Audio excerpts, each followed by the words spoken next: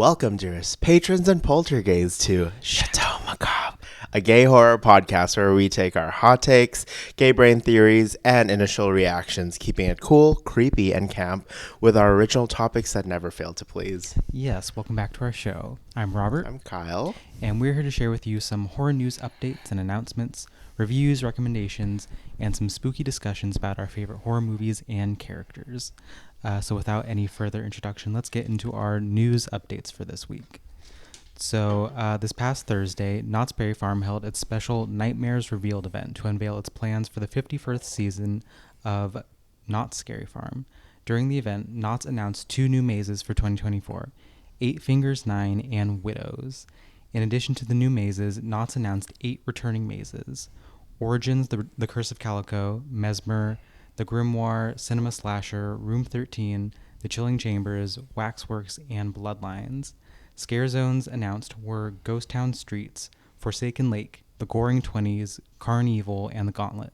Knott's Scary Farm will again host several themed entertainment experiences during Scary Farm, with the return of fan favorite show The Hanging, which returned in 2023 after being canceled in 2019. Elvira actress Cassandra Peterson will also be on hand for select nights during the event. On September 19th, October 18th, and October 20th, fans who purchase exclusive Knott's Scary Farm Elvira merchandise will be eligible for a special autograph signing with Peterson. So clearly a lot of things going on with Knott's Scary Farm this year. Even a lot of stuff I didn't talk about, but it seems like this is going to be a really big year for them. I'm mostly excited for the mazes. I love Knott's Scary Farm. I do it every year with my family. I love Knott's Scary Farm even more than Universal's I do too. I Halloween agree. Horror Nights. So Their mazes are really creative. yeah. So I'm really excited. I'm excited about these maze announcements. I'm glad that what's the one? Cinema Slasher. That was a really good one that came out last year. I'm really glad that it's back again this year. Which one's your favorite again? My favorite is probably Curse of Calico. I think that's probably the best one. I really like that one. That's like the Western, like ghost town themed one. Oh yes. Yeah. My favorite scare zone is probably Goring 20s. That's like the 1920s like ghost prohibition themed one. What was really funny about that one, because they have like a bunch of actors like doing like improv, walking around pretending to be like old-timey 1920s ghosts. And what was something really funny that happened last year was me and my boyfriend, we were walking around, and this one ghost, we were walking around holding hands, and this one ghost came up to us and he was like, young sirs, who's the topping on the sundae? And we were so shook. We didn't know how to respond, especially because my sister was with us, so I couldn't like point to him and see like, oh, he's the topping. But yeah, that was something. That was a funny experience we're always going to remember from Knott's. I don't know. Honestly, that is really creative because if it was an accurate Prohibition era ghost, he would be like, no. He'd be like, that's not right. Save room for Jesus. That's not right. Yeah. Institutionalized. But yes, I'm very, very excited about all these announcements we got for Knott's Scary Farm this year. Yes. And then, of course, the topping on that Sunday would be Elvira. Oh, yes. Which day are you going again? 18th, 20th? We haven't decided yet. Okay. But I've already seen Elvira. I saw her at Midsummer Scream. So, if I don't catch her this year, she's always doing something which is impressive. Like even at her age, like she's still going around. I mean, she's in her 70s. Yeah. But yeah, she's still going around to all the conventions, all the different events. So good for her. I'm sure if I don't catch her at Knott's Scary Farm, I can catch her somewhere else. She's around. Yeah. All right. Next news update, the long-awaited adaptation of Stephen King's Salem's Lot from director Gary Doberman, who did Annabelle Comes Home, is finally seeing release later this year, with a Vanity Fair preview piece today revealing that it's going to straight to streaming on Max this coming October 2024. This film has been in the works for a while, but they just never found the right distribution and the pieces didn't align, and it was actually in the works since 2022, so it's been a while. But I'm glad it's being released this year. I saw some of the first look images. The production value seems quite hefty. Very very Hill House. Very Hill House. Haunted by an incident from his childhood, author Ben Mears returns to his hometown of Jerusalem's Lot in search of inspiration for his next book, only to discover the town's been preyed upon by a bloodthirsty vampire and his loyal servant. The cast includes Lewis Pullman, Mackenzie Lay, Alfre Woodard, Bill Camp, John Benjamin Hickey, etc. More to come. So, yeah, like I said, there's not much more than the first look images, but what I've seen is the budget is budgeting. I do know the general like story. I know that it's vampires. I know that it's a town in Maine. I know that it's about an author because Stephen King loves to write a story with a self-insert author character. Yes. All the classic Stephen King elements are here. I know. I'm excited, Haven't seen a good vampire movie in a while, so hopefully this one is good. Isn't Nosferatu also coming out? Nosferatu is also coming out soon. Okay. So Yeah. I feel like that will be the It Girl vampire I think so movie. too. Yeah. All right, moving on. Rachel Ziegler battles evil machines in the trailer for A24's horror comedy Y2K. The film centers on two high school juniors who find themselves fending for their lives after crashing a New Year's Eve shindig on the last night of 1999. Rounding out the cast are Jaden Martell, Julian Dennison, The Kid Leroy, Fred Durst, Mason Gooding, Alicia Silverstone, and Kyle Mooney. Y2K hits theaters December 6th. Okay, I've seen the trailer for this. Have you seen the trailer? No. It looks pretty good, honestly. It's got obviously it's set in 1999, so it's like the whole like Y2K, late 90s, early 2000s aesthetic. It's giving very much like, have you ever seen that movie, what's it called? Chopping Mall? No. It's a movie from the 80s about like these robots who like just start killing people in a shopping mall. Obviously, okay. It's giving vibes like that, like killer robots, killer machines. Like in the trailer, like just all the machinery, like in general, just starts attacking people. Microwaves, toys, blenders, everything just starts going crazy and killing people. So it's not like a Terminator situation where it's like one main villain. It's just machinery robots. In general just becomes sentient and starts killing people. But yeah, the trailer looks really good. I really like this cast. Rachel Ziegler, yeah. I like her.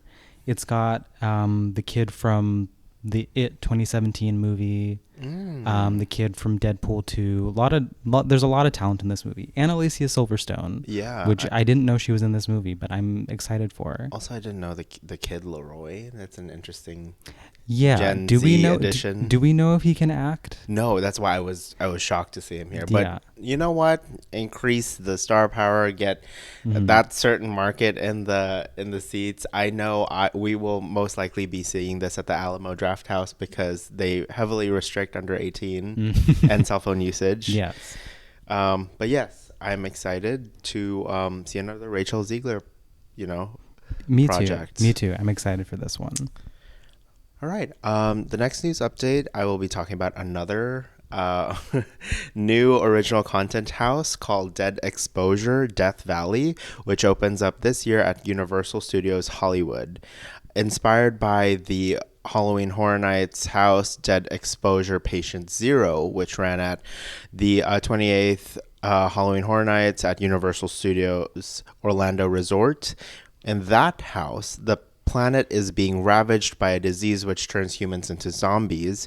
Death Valley, while still zombie-centric, takes a different approach. In this iteration of the Dead Exposure story, guests will enter a top-secret government facility out in Death Valley, aka the middle of nowhere. So it plays on that Area 51 type thing. Beyond the top government's facility, visitors aren't primed with much information before entering this haunted house. The first thing we see is that the gates to the facility have been smashed open, with sirens blaring and a general sense that havoc is being wreaked. John Murdy, creative director and executive producer of Halloween Horror Nights, says he drew inspiration from Soviet-era conspiracy theories for this particular house. They actually did go to like a lot of Eastern Europe and learn about the lore of this whole world. And he mentions that after the fall of the Soviet Union in the early 90s, there were a lot of chatter about these secret military facilities and labs popping up all over the world. And he and the Halloween Horror Nights team actually decided to tap into that existential fear, which he still sees existing online these days. You know, with a lot of the conspiracy theories, aka Shane Dawson. That's why I believe that Chuck E. Cheese pizza is like recycled now. You know, the 'cause more of Shane Dawson. the more we've known each other for a long time, and the more time I spend with you, the more I realize you kind of believe in a lot of conspiracy theories. Yeah, no, I watch me wear a tinfoil hat the next show. I believe it. But yes, fascinated by the idea of people going crazy with speculation, even if the object of their obsession might be something really mundane, like Chuck E. Cheese pizza. In the world of Horror Nights, we can open that Pandora's box and let the guests' worst fears become reality. You know, it's funny, like, when I was doing research on this, they said Universal had to release like 2 horror mazes, and then you mentioned that Knott's was doing 2 horror mazes also. So I feel like they're trying to just, I don't know if this is like a correct thing to say, but I feel like Universal is leaning less into their IP, and maybe they have some intel over the success and lower production costs of some of these other mazes. Like, I know, isn't Six Flags kind of getting into that game now? Or Six Flags is, although like they've got their Fear Fest, I think it's called, and they've been doing that for quite a while too. But they're kind of taking the Universal route and like kind of stealing their shtick and doing mazes that are also based on IPs. Like I know they have like, I think they have a Saw maze. I think they have a Conjuring maze. They have like some big IPs there. So I think Six Flags is taking a page out of their book. Yeah, I feel like they're all trying something different now because, you know, like I know a lot of people have said that Universal's IP mazes, they do like huge production budgets on those, but sometimes it doesn't like really hit the mark so much. I would say that's true for me. I mean, I like Universal. I wouldn't say that they're particularly scary. I mean, you go so many times, you kind of just realize that all the mazes are kind of laid out exactly the same, and they're just all kind of like reskinned to fit different themes.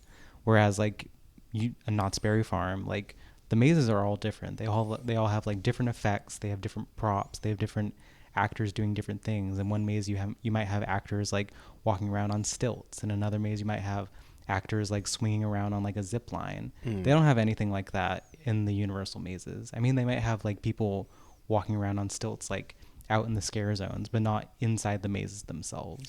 Yeah, like sometimes like I've definitely seen people kind of, the actors kind of swap, you know, places. Like you'd see probably people from The Purge going into like the freaking Annabelle maze or whatever. They're very interchangeable. Yeah. Into today's spooky topic. Today we are talking about some Grindr horror stories. So I think it's fair to say that sometimes real life can be just as scary, just as bloody as any like horror or slasher movie. Especially if you're a gay man trying to get laid on a dating app in 2024. Yeah. Do you agree? I mean, we put ourselves in these situations. Yeah, I mean, there's a lot of crazy people out there. There's a lot of crazy guys. I mean, you hear it on the news. Some, you know, gay guy goes to meet up with someone and then they get murdered. Yeah. Gays will literally put them in these like scary, life-threatening situations just to get some dick. Yeah. It's kind of crazy. But, you know, thankfully, like, people are able to avoid some of these like scary encounters and have been kind enough to share their experiences online in forums, you know, on Reddit or different websites. So today we kind of decided to go on Reddit and read some of these stories ourselves and react to them in real time for you guys. So just so we can get like an idea of what not to do. Yeah. Don't be these people. Maybe recognize some of the red flags and just don't do it. Make better choices. Yeah. So getting into our first story from user Gay Biochemist. These are all I got mine from the r/Grindr subreddit. Okay, so story goes. So the other day I went on a date with a guy to a nice restaurant. I just moved to a bigger city and I was super excited to get out into the dating game after living in a tiny town for so long. I get to the restaurant and everything seems fine. We order food, eat some, and he goes to use the restroom. He leaves the restaurant without me knowing, and I have to cover the full bill. He ordered a steak. To see if he's on Grindr still, I hop online while sitting in disbelief in the restaurant and get blocked by him. Confirming I'm covering his meal. While trying to run through the possibilities of why he left, another guy starts messaging me and invites me over. Quick, but it's Grindr. Suppose it's nothing that put... What? Okay, these guys don't know how to type. Yeah. Nothing out of the ordinary. We can see how they got it themselves in here. I get to the apartment complex and text him I'm outside the door.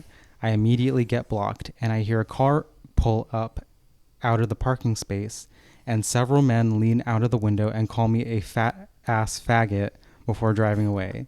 What a delightful night. Anyone else with a story like this? Still in a little shock.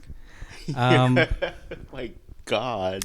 Yeah, so thankfully no one gets murdered or anything. Someone does get a little hate crimed by a bunch of people calling him a faggot. I'm more triggered by the fat ass part. Yeah, I know. Like, it's one thing to just call him a faggot, but you had to call him fat too. Call him fat. That's like, low blow. Yeah. Now, all things considered, this guy, I know this was a shitty situation for him, but all things considered, like, he got off pretty easy compared to some other terrible things that can happen to people on Grindr. Oh, yeah. I mean... Yeah.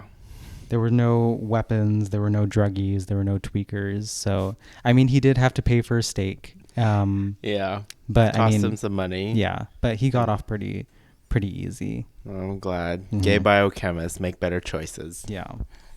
All right. This next story is from Feeble Gut on Reddit, and it comes from the subreddit called Let's Not Meet Up.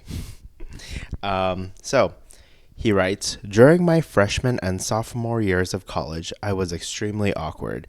I had just come out as gay, I didn't have any friends, and I was generally kind of a big wad of social anxiety. Given that I didn't have any social skills to make new friends, it's not surprising that I also literally had no dating experience. Miraculously, over the course of the summer after sophomore year, I just sort of grew out of the worst of my awkwardness. I lost some weight, had a lot more confidence in myself, and my self-esteem was a lot higher. I came back to school in August, and by October I had a decent number of genuine friends and had gotten a lot more involved on campus. With my newfound confidence, I decided I'd finally download Grindr and see what it was like. For anyone who doesn't know, Grindr is a gay dating app that's primarily used for finding sex and hookups. Despite my recent improvement in the social arena, I was still extremely naive and inexperienced when it came to dating and sex. I set up my Grindr profile with a nice picture of myself and a very brief bio. Jesus, this guy is like... Too much detail. Yeah. And I got in a lot of messages very quickly after my picture got approved. One guy who messaged me had a display name of Dad for Young, which should have been my first red flag. Yes. But I was oblivious. Do you have anything? Do you know who Dad for Young is? Have you seen him on the prowl? I mean, I think you can go to literally any city and see several people with that kind of username. And they should always be a red flag. Always. It's just, anyway. Yeah. We'll get into the psyche of older gay men. Should note that I look really young for my age. At that time, I was 21, but I was regularly asked by campus staff which middle school or high school I was visiting from. I'm 23 now, and I still get asked if I want a kids menu if I go to a restaurant with my parents. It's bad. All right, you're exaggerating. So, Dad for Young sends me a message that just says, "What's up?" And I reply without looking at his profile first. I then look at his profile and notice that he's 54. His only profile text saying, "The younger the better." And his only picture was a zoomed in, blurry picture of a hairy chest. So I was very much not interested. But given my inexperience, I thought ignoring him would be horribly rude. So I just kept responding. This guy. I don't totally remember what we talked about in the maybe 10 or so messages we exchanged at first, but I do remember him saying I was very cute. I know I told him I was a student, but I never mentioned which college I went to. It's important to note that I went to a college in a major city, and there's a bunch of different colleges all within like 5 miles of each other, and a few more within 10 miles of those. Sort of like Tinder, Grindr works based off of your location, but much more precisely. If you're less than a mile or two away from someone who is online, it will display the distance in feet. I noticed that Dad for Young profile said he was 25 miles away, which I thought was kind of far. So Dad for Young started getting more sexual in his chats and asked if I wanted to meet up. I felt bad flat out denying him since he'd been polite, and I told him I didn't want to meet up with him that day, but that we could keep chatting if he wanted. I figured that was that, and when I checked 20 minutes later, it said he was offline. Nope. About 30 minutes after that, I get another message from him. "Hey, blank, I got a wild hair, and I thought I'd take a nice drive out to your college." Smiley face. I had not told him the name of my college, nor had I told him what a part of town I was in. I looked at his profile, and it now said he was 3 miles away. I started freaking out a little and didn't reply to his message in the hopes that he'd just leave me alone. It's important to note that my college had a couple of different campus chunks separated by a few miles. I lived on the upperclassmen residential campus, which was about 2 miles from the main campus, where all the other student dorms and main buildings are. I felt like if he was going to try to find me, he'd go to the main campus first, and then maybe give up, since not many outside people know about the separate residential campus. 5 or 6 minutes later, I get another message that says something like, "No fun if you don't play along. What building on the residential campus are you in?" Oof. His profile now says he's a little over 2,500 feet away. And every time I opened his profile, the distance would decrease. Oh my God. I was fully losing my shit at this point, since this guy had the ability to pinpoint my location. So I shut my blinds, turned off my lights, and locked my window and the door to my apartment and my bedroom door. My roommate was also out of town on some kind of retreat, so it was just me. He kept sending me messages every minute or so saying things like, "Gonna find you, here I come," smiley face. Let's not forget the smiley face. And other supremely creepy shit like that. The distance was down to 310 feet, and I was completely losing my mind and didn't know what to do. So I just deleted my whole profile. Nothing else happened that night, though. I was completely terrified he was going to come knocking on my door. Fast forward to 3 days later, I decide to re-download Grindr after doing more research and seeing that I can adjust the settings so that my exact location is not visible.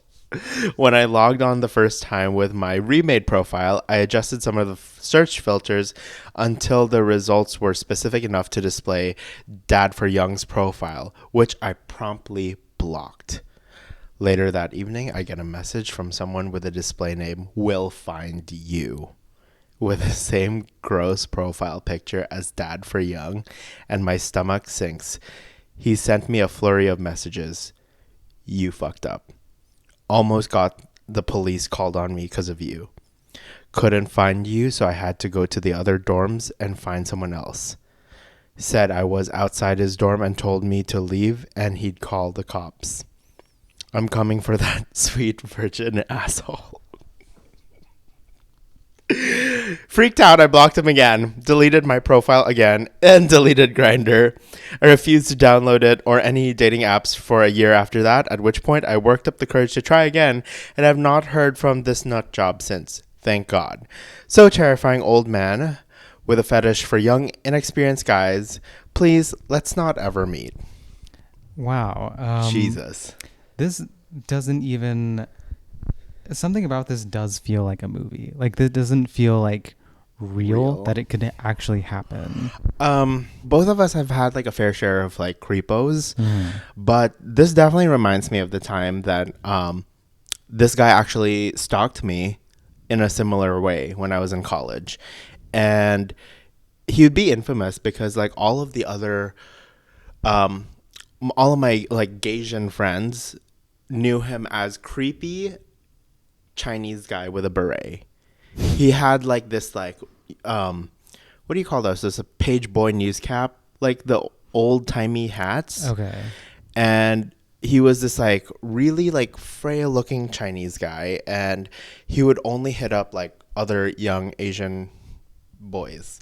And I just ignored him. Like, unlike this dum-dum, like I wouldn't engage and say, hey, nice to meet you or whatever. I would like straight up just ignore or block or whatever. But he did keep making these profiles, and like my friends would see him, and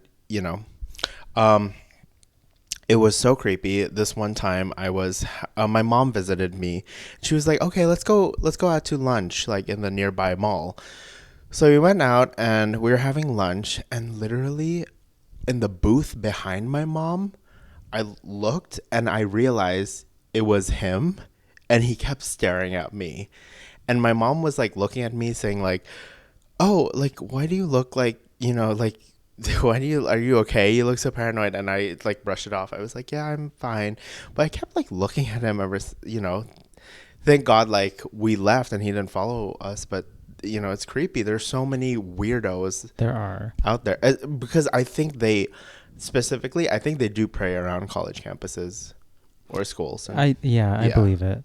I mean, I should say that I'm very lucky. I've never had anything super scary or terrible happen to me. I've never been stalked. I've gotten some gross messages, but I've never had any like true horror stories.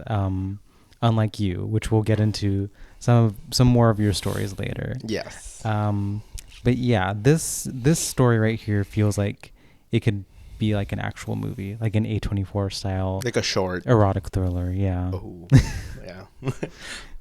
Okay. Moving on. Story number 3 from user FlakyChoice7272. It goes, okay, so imagine this. You haven't used Grindr for 2 years. You're a European on vacation in the U.S. for the first time and have landed in New York City. You really love it here, and now that you have been here for a few days, you want to explore the gay parts without having to go to the clubs in downtown Manhattan. You download Grindr, and you meet your first American on this app. This moderately good-looking guy texts you, and you see one of the pictures. He has a t-shirt with a church organization name on it. I'm thinking, oh, he must be volunteering in a nonprofit. He texts me kind of pushy, but I didn't have anyone else I liked more at the moment, so I was all right meeting up with him. Okay, have some standards, please. Please, like, okay. Also, he asked me about weed and then P&P, party and play. And he said he didn't do party and play, but he did do weed. Remember that. He sent me his address, and it was in the projects in one of those infamous tall building complexes in Harlem, and my open-minded ass didn't want to care about that. I took my ass out there, and he welcomed me, but he was in a call with headphones. He was making a female voice, and I asked him why. Turns out he was trying to impersonate someone that was dead to get all her money because she didn't have a testament and no kids. He was trying to commit fraud and scam other people's money. Just admitted it to me. Then we went to buy weed, he said, and he asked me to pay for it. Stupidly, I did. And then I realized it was a crack pipe. Oh my Okay, God. what? How do you accidentally pay for someone's crack? I don't know, but I will say the crack pipe does kind of look like a weed piece. Not from like personal use or anything like that. Just let that get clear. Sure. 30 minutes later, we ended up at his friend's mother's cramped apartment. Why would you still be with him anyway? You don't got no standards. We made that clear. In his room, they put on an episode of Baddies and porn at the same time while smoking fucking crystal meth in the pipe I bought, and he was trying to make me give him head in front of his friend. Then he told me he was a drug dealer and occasionally has a gun on him. Oh, Lord. Also, he tried to wipe my dick out in the hallway where someone passed us just a minute earlier. So, first of all, so many red flags here. I don't even know why you would, like, after, like, just showing up at his apartment, why you wouldn't just leave after that, after telling him that he was trying to scam people. Yeah. And then you buy him crack. Mm-hmm. And then you go with him. You never go with a stranger to a secondary location, but you went to him not only to a secondary location, but then a third location. You went to someone else's place. Why would you do that? I honestly think that it's like for some like gay guys, I think when you're just starting out using Grindr and you're so young and naive, like it's like the thrill of it, you know? It's like part of like gay puberty. I think one of the reasons why I've been so lucky and why I've always kind of known to be cautious is to kind of go full circle here. I'm a horror fan. I know you never talk to crazy people like that. I know you never meet up in these seedy places where there are no witnesses around. I know to always make sure someone knows where you're going and where to contact you and all this. Yeah. So I think that's why horror movies have always kind of made me cautious when being in these type of situations. Yeah, horror fans are given the street smarts to avoid these real life situations. Or maybe it's just paranoia, which like whatever helps. You know what? It keeps you safe and you're not you're not meeting meth heads. Yeah. You know, can't say the same for some of us. Yeah, should we get into our last story now? All right, we should get into our last story, and this last story is experienced by yours truly. And it's the Grindr horror story about the time I discovered what the capital T meant in Party and Play. Yes. Oh my God. So, I was a junior in college and I was living in, I'm like dropping the name so no other person is going to get, I don't know. It's like a warning if you ever run into this guy. Why? Put him on blast. I actually don't know anything about him except that he's like a Filipino nurse and he's bald.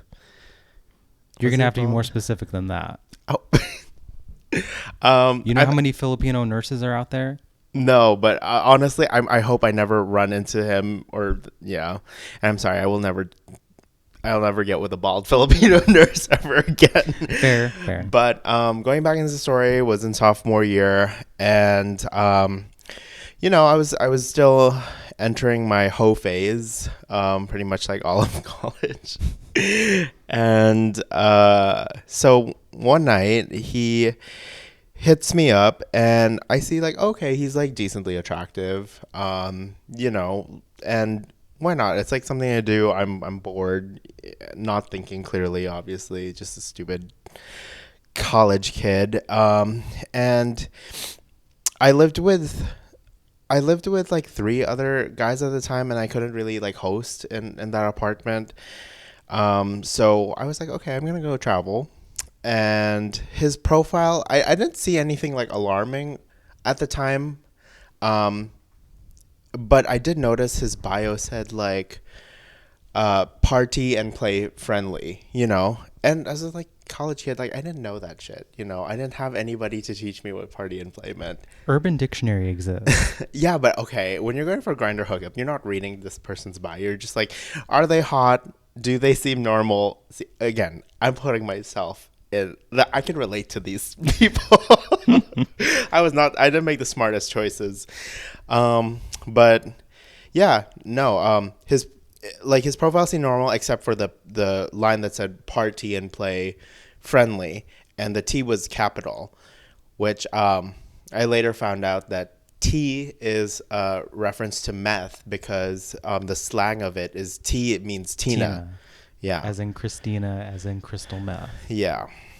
So now I know. But anyways, going back into it, he texts me an address and it's like a residential address. I'm like, okay, you know what? Like, yeah, this could be his house. You know, it's in a nice, quaint, better part of Tustin. And I drive there. It's like nighttime, and he says, okay, well, don't meet me through the front door. I'll meet you through the side of the house, which is basically like sort of like an extension to the main house. They're connected, but this sort of like looks like a guest house or something. And so I meet him. I'm like, okay, sure, whatever. Very dark. There's no lights at all in the house.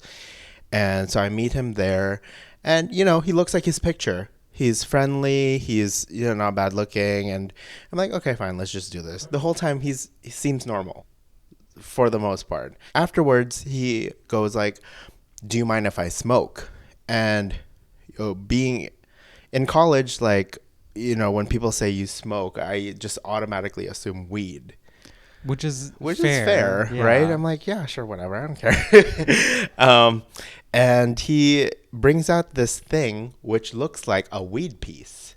It looks like that like glass dildo thing, A bong? No, not a bong. It's a piece. It has like a small bowl and then there's two holes. Anyway, he brings out that thing and I was like, it looks a little bit different than what I see usually. And I'll never forget the smell of it. It smelled like burnt rubber. After I was like, what is that? Like, what are you? And he was like, it's tea. I'm like, what is tea? And he says like Tina. And then I say, what's Tina? He goes, meth. And after he smokes it, changes into a completely different person.